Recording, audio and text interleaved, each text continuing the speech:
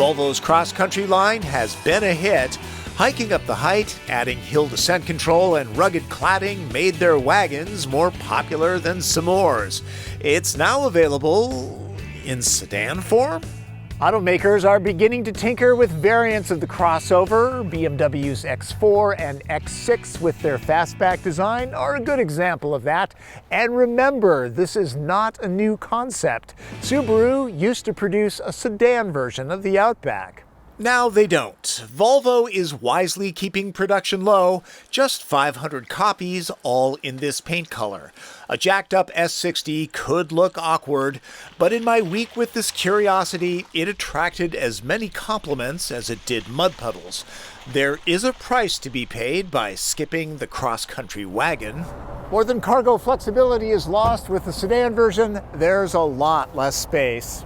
Big hinge arms don't help. The spare hogs the trunk. Some automakers replace them with repair kits, but those who wander off-road will want the security of real rubber. The V60 wagon version easily gobbles up 6 packs of the 2-ply. This one stops at only 3? Ooh.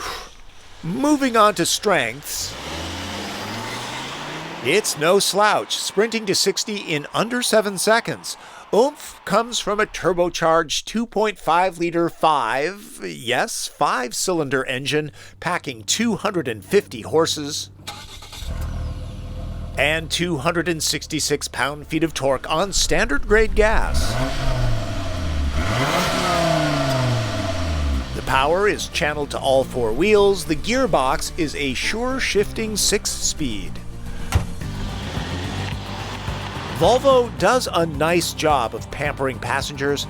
The S60 is quiet at freeway speeds. Between the supremely comfortable seats and the ride quality, this is a terrific road trip car. Great for, dare I say it, cross-country driving?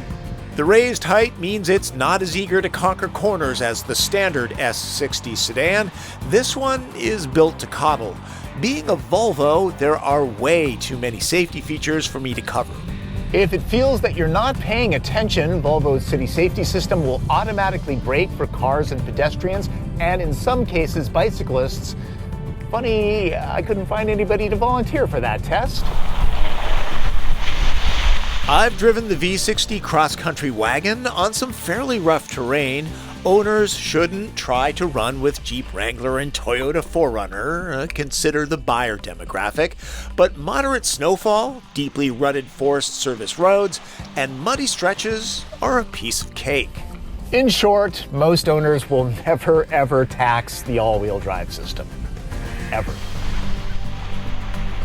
What you stare at the most is pleasant enough. Audi and Mercedes might do a more impressive job in the cabin, but they don't offer a raised-up sedan, do they? Volvo lets drivers set the mood when it comes to the gauge cluster. The heated wheel is highly recommended for cool climates. Storage cubbies in creative places are always helpful. Volvo's new user interface is a candidate for best in the biz. Unfortunately, it's not on this car. Until S60 gets redesigned, this is what does the heavy lifting, and the voice commands aren't much better. A bright note, the climate controls are simple and clear. Stretching out in the cross-country is not an option, though foot and legroom are fine for an average-sized adult. Cushions are contoured and supportive. Bottoms can be warmed, phones can be charged. A 2 grown-up limit back here will keep everyone happy.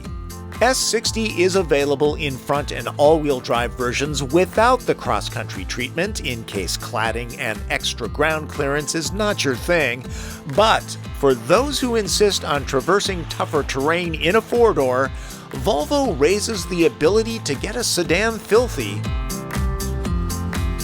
to new heights. An interesting engine feature, floor it and Volvo overboosts the turbo, so the 5-cylinder produces 295 pound-feet of torque for the first 10 seconds. That is when the transmission is in gears 2 through 6. Full disclosure, I own a Volvo, a 2008 XC70. Well, it's the car my kids drive. I swipe it for long trips and skiing in snowy weather. The 70 series is noticeably larger than the 60 series.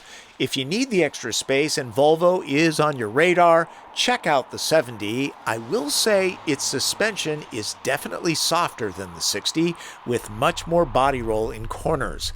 I prefer a firmer ride from my cars, but have to say the 70's cushy ride quality is a guilty pleasure, especially on long trips. Well, there you go. That is my opinion of the Volvo S60 Cross Country. Personally, I would go with the wagon version, but I'm a practical guy. That's Driven. I'm Tom Voelk.